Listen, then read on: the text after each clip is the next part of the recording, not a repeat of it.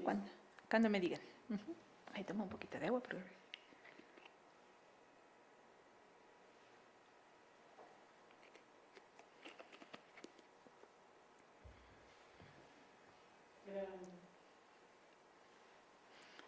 ¿Qué tal? Muy buenas tardes. Agradezco su atención y seguimiento atento a esta serie de cátedras. El día de hoy, pues en la tercera cátedra del tema La diversidad, una constante en el aula mexicana. En dos cátedras anteriores, pues hemos planteado elementos teóricos para entender el concepto de diversidad y cómo está presente en las aulas. Entendimos y expusimos también los aspectos del derecho, el marco que protege y que respalda el derecho a la diversidad, a estar presente en el aula, a ser atendida de acuerdo con sus necesidades y potenciar desde esa plataforma pues el desarrollo y el bienestar de los pueblos diversos que ingresan en las aulas, que están presentes y que a través de distintas prácticas podrían desplegar pues su potencial. El día de hoy pues vamos a conversar acerca de las metodologías didácticas en el contexto de diversidad cultural. Sí, tan amable.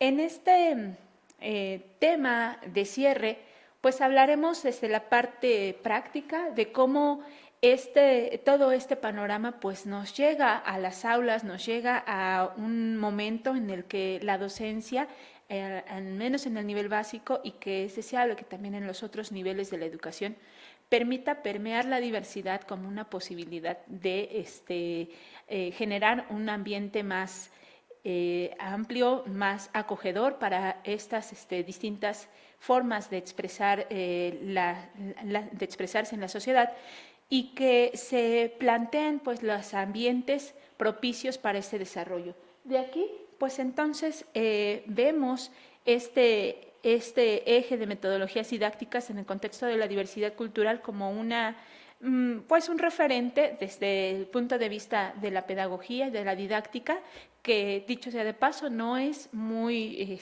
nuevo, si pudiéramos nombrarlo así. Es un enfoque que ya se ha abordado desde la teoría, pero que embona y hace bastante sentido a la atención a la diversidad.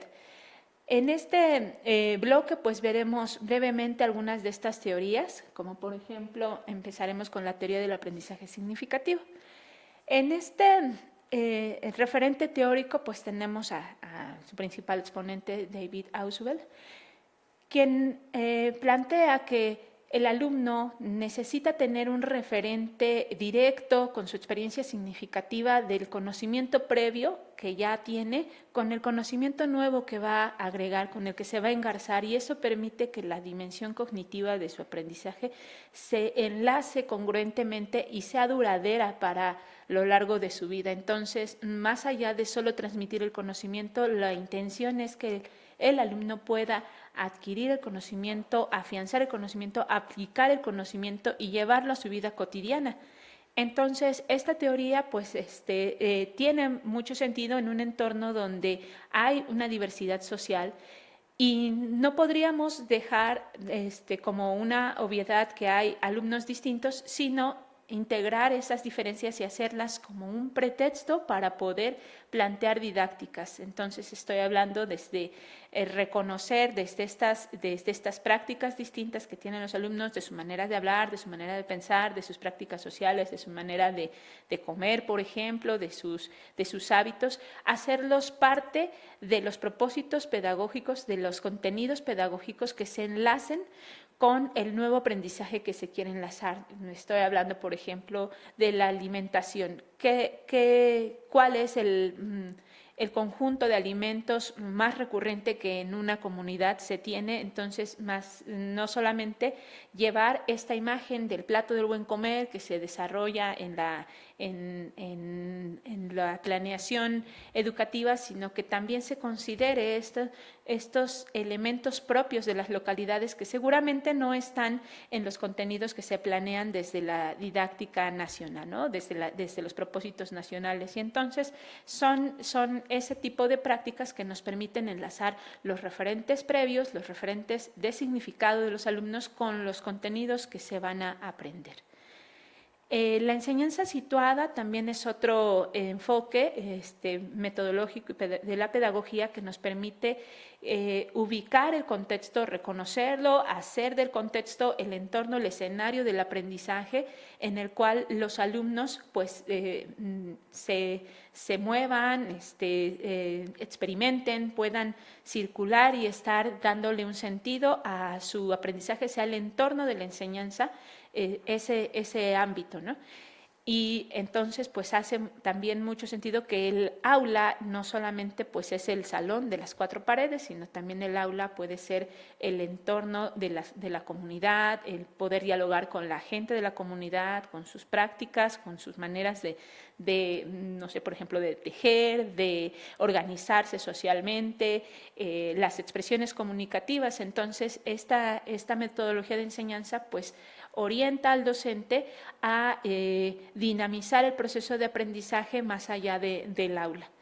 Las metodologías de enseñanza activas, las metodologías activas pues se refieren a este referente teórico que como vemos pues también tiene un antecedente pues desde Dewey, de John Dewey, y entonces priorizan que la enseñanza no debe de partir del docente hacia el alumno, sino que el agente debe de ser el propio alumno. El alumno debe de tener esta oportunidad de dinamizar su aprendizaje, de tener dentro del aula los distintos puntos en los cuales él se pueda parar, experimentar, integrar su conocimiento más allá de solamente escribir y recibir dictado.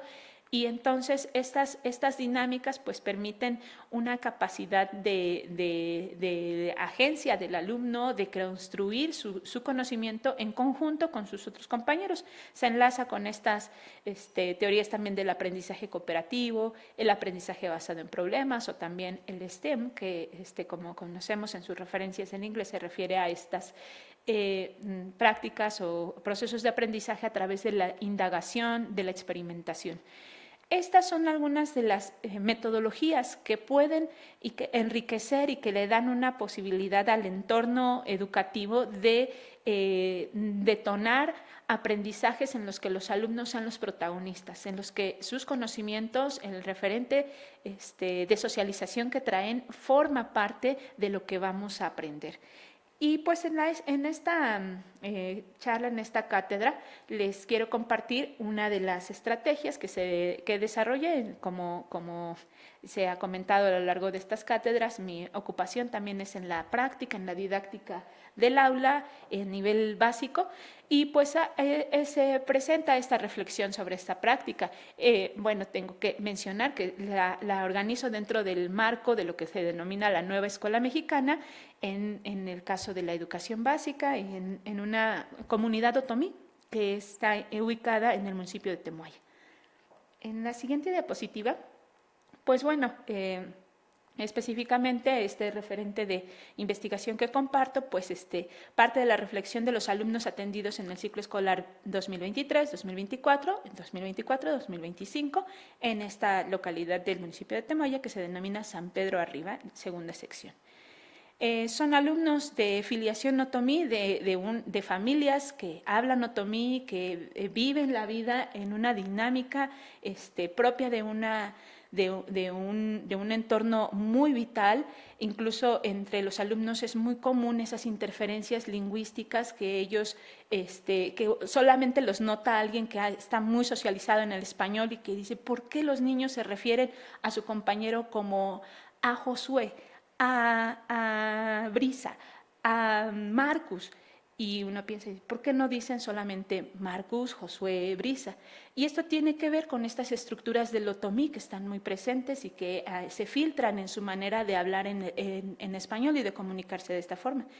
Este proyecto que presenta o esta práctica pues, se refiere al uso del maíz como un elemento básico de la alimentación, rata, en otomí, y de ahí se desglosaron distintas actividades en las cuales los alumnos fueron integrando los conocimientos, tuvieron que ir a hacer investigación con los abuelitos, con las abuelitas, con sus mamás, partir de distintos enfoques de la construcción de este conocimiento, ¿no? Fue un proyecto por indagación o un proyecto STEAM en el cual ellos iniciaron abriendo la investigación de qué es el maíz, pues desde el referente de la investigación científica, que es el maíz como una gramínea, como un elemento, y fueron investigando con las personas para ellos qué implica el maíz, qué significa el maíz, cuáles son los mitos relacionados al maíz, cómo denominan al maíz y a la morfología del maíz en la lengua. Entonces, ir como de manera equilibrada, integrando el conocimiento científico, el conocimiento que se tiene sobre el maíz y el conocimiento que la gente de la comunidad alude o le otorga al maíz, y entonces empezaban a notar esa complementariedad, ¿no? Que para la gente de la comunidad el maíz es más allá que una gramínea, ¿no? Es un entorno, es un elemento hasta incluso sacro, es un elemento que rige el ciclo de vida, la organización, se le ofrendan fiestas al maíz, se le da un tratamiento de mucho aprecio, de mucho cariño, y hay toda una vida alrededor del maíz, una clasificación del maíz, una serie de alimentos que vamos a ver que se hacen con el maíz. En la siguiente diapositiva, pues bueno, partimos en esta investigación pues de hacer la etnografía, ¿no? De integrar en este trabajo pues el conocimiento pues de la manera más profunda posible con la gente de la comunidad.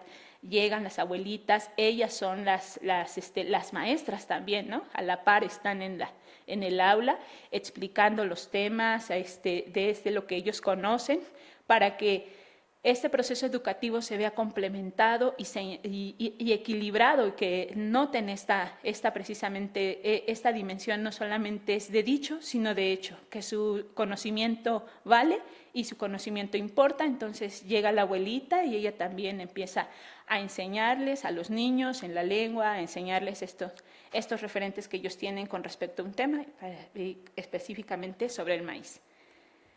Bien, la etnografía pues fue un recurso de primera mano. En esta diapositiva vemos cómo es parte básica para analizar esta forma en la que las metodologías activas pues se implementan para poder darle un seguimiento, no solamente aplicarlas, sino hacer una revisión, qué de esto nos funciona, qué de esto ha permitido que se diseñan ambientes de aprendizaje en los cuales las competencias de los alumnos pues, se detonen de manera equilibrada. Y pues bueno, en esta fase o en esta etapa de conocimiento que desarrollamos en el grado de primaria, pues se espera que los estudiantes consoliden apropiación de lenguajes, oral y escritos y artísticos, y que amplíen sus posibilidades para interactuar con autonomía, creatividad y responsabilidad en cada contexto y situación, a final de cuentas para garantizar su plena participación en la sociedad, empezando por la escuela misma. Estos pues son algunos de los objetivos que, como digo, pues vamos espejeando, ¿no? De algún modo, ¿qué nos pide el programa? Y por otro lado, ¿cómo podemos ir integrando esto que nos pide el programa con el conocimiento que los alumnos ya tienen, ¿no? Vemos en la siguiente diapositiva que las metodologías activas pues no son exclusivas de este modelo educativo, ¿no? Porque pues bueno, se han aportado a la pedagogía pues desde hace muchos años, pero contrastan de metodologías tradicionales debido al eje desde el cual se desarrolla el aprendizaje. En estas metodologías activas son los alumnos, como ya hemos comentado, los protagonistas de la construcción de su conocimiento, frente a las metodologías tradicionales donde el aprendizaje es así unidireccional, docente-alumno. Por tanto, pues su riqueza y la importancia de darles juego, de dar esa apertura a integrarse en las planeaciones y en las didácticas a implementar. Pues bueno, en la siguiente diapositiva vemos alguna clasificación de los proyectos que se ofrecen en las metodologías activas de educación básica, que es el aprendizaje basado en proyectos comunitarios, donde se parte de un problema de la localidad y los alumnos toman la batuta de decir cómo podríamos reflexionar sobre ese problema o en dado momento hasta proponer una solución sobre ese problema, ¿no? El aprendizaje basado en indagación, que es el STEAM, es basado en esta metodología de la investigación, desde el enfoque positivista, es esta investigación, pero también es a partir del referente contextual, del referente situado. El aprendizaje basado en problemas y el aprendizaje servicio. Los cuales pues dinamizan precisamente este conocimiento y le permiten al alumno plantear los objetivos, las fases, las etapas del proyecto y los resultados que espera obtener, y asimismo como las reflexiones genuinas de su aprendizaje, qué tanto ellos consideran que aprendieron. Bien, entonces este otro es un proyecto que también se denomina La Cápsula del Tiempo, es un proyecto del enfoque de lenguajes. En este proyecto los alumnos tenían que redactar cómo ven su realidad, ¿no? Cómo han crecido a lo largo de la etapa de la primaria y centra un poco en la construcción y el uso de los adverbios de tiempo, entonces, y adverbios de modo, distintos adverbios, pero también teníamos que ir al otomí, a ver cómo decimos estos términos en otomí, cómo decimos bien, mal, cómo decimos regularmente en la lengua otomí. Algunos nos damos cuenta que cuando nosotros los pensamos desde el español, en el otomí no los encontramos directamente, pero entonces eso nos hace reflexionar cómo se dicen estas expresiones o qué otras expresiones existen en la lengua, y son preguntas que de esa manera ayudan a que el estudiante también reflexione y lleve al otomí a un aula donde tiene ese nivel de equidad junto con el castellano para el aprendizaje. En la siguiente diapositiva, pues bueno, que vemos algunas de las ventajas de estos proyectos, pues promueven la convivencia, el sentido de colectividad. En esta diapositiva podemos ver, pues los alumnos lograron realizar sus escritos, los metieron en una cápsula que ellos construyeron y la sepultaron en un área de la institución. Pues una desventaja quizá de los proyectos es que dependen mucho de los entornos, de los espacios, de que los niños salgan, de que también hagan esa exploración en las comunidades. Algunas de las desventajas pues, son precisamente que las dinámicas de las comunidades ya no son tan pausadas como antes. Ahora hay mayor tránsito de vehículos, de gente de la que de alguna forma pues, uno tiene que tener cierta reserva como docente para poder salir con los alumnos. Entonces son proyectos que tienen que tener una planeación muy cuidadosa para precisamente la seguridad de los niños. Y por otro lado, que las aulas, o al menos en este caso particular de esta institución, pues son las que ocupan el principal espacio y las áreas verdes están cada vez más reducidas, ¿no? Entonces, esto vuelve al punto del derecho de los niños a también tener un espacio, y que el espacio también es un lugar de aprendizaje, es un lugar dinámico, no solamente el aula, ¿no? Bien, ¿qué nos permite entonces estas actividades? Pues leer las realidades comunitarias. En esta diapositiva vemos también dibujos realizados por los niños donde nombran en otomí los términos del ecosistema, ¿no? Raza, que son los árboles, rafante, que son los venados. En fin, estos términos permiten conectar a los alumnos, no solamente entender cuáles son los ecosistemas de la naturaleza o los ecosistemas que directamente están en su comunidad, sino también retomar los términos en la lengua, darles vigencia, darles ese uso cotidiano y entenderlos también como parte de una dinámica en la cual esa desvinculación de nuestro entorno como un entorno de respeto, como un entorno de cuidado, pues está afectando la forma en la que se le ve en contraste con la dinámica actual, que se le considera como una mercancía, ¿no? como una moneda de cambio, como un bien, como un patrimonio que se puede vender, sino que el entorno, el ecosistema, pues también tiene un significado desde la cultura y desde de lo que viven las personas que ahí lo habitan y que de alguna forma pues tienen también esta responsabilidad de cuidarlo. Estos proyectos pues configuran lo que se denomina también como codiseño, ¿no? Que son las prácticas en las cuales el docente, al conocer su realidad comunitaria, integra estrategias, proyectos, dinámicas en las que detona ese aprendizaje y esa dinámica con los conocimientos que se tienen en la comunidad y se realice de esta forma pues un desarrollo de la didáctica integral, no solamente desde lo que viene desde la planeación de la educación, de los programas nacionales, sino también el conocimiento que está en las localidades. En la siguiente diapositiva, pues vemos ahí parte de cómo se desarrolló el proyecto de Maíz, el sabor de México. Los niños, después de que hicieron todo este proceso de investigación de la morfología del maíz, del ciclo agrícola del maíz, de las distintas masas, colores que se producen del maíz y que dan como tal distintos colores de tortilla, de sabores. Esto lo expusieron con la gente de la comunidad, algo muy curioso que daba, que me parece importante resaltar, es que también las mamás evaluaban a los niños, qué tanto los niños sí estaban hablando bien el otomí, y entonces ellos estaban exponiendo, este es el maíz, y maíz en otomí se dice ratha, y